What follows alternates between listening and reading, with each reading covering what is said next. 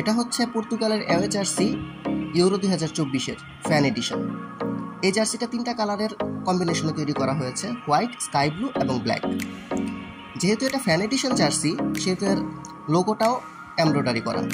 জার্সির বাম পাশে পর্তুগাল ফুটবল ফেডারেশনের যে লাল লোগোটা, সেটা এমব্রয়ডারি করা, এবং জার্সির ডান পাশে তাদের স্পন্সর নাইকির লোগোটা কালো কালারের এমব্রয়ডারি করা।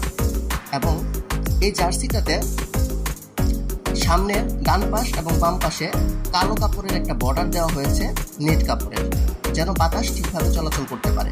এবং মিডল পার্টটাতে সাদা এবং স্কাই ব্লু এর একটা ডিজাইন তৈরি করা হয়েছে, যেটা নাকি পর্তুগালের জার্সিতে আগে কখনোই দেখা যায়। এবং সামনের দিকের বাম পাশে নিচের সাইডে অথেন্টিক একটা লোগো আছে।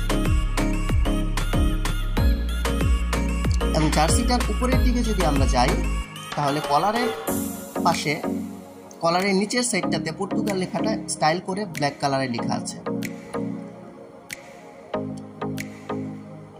এবং আমরা যদি জার্সির পেছন সাইডটাতে এখন যাই, পেছন সাইডটাও ঠিক একই রকম ভাবেই ডিজাইন করা, ফুল ফ্রেশ, এবং ডানে এবং বামে কালো কাপড়ের, নেট কাপড়ের ডিজাইন দেওয়া আছে, যেন বাতাস চলাচল করতে পারে।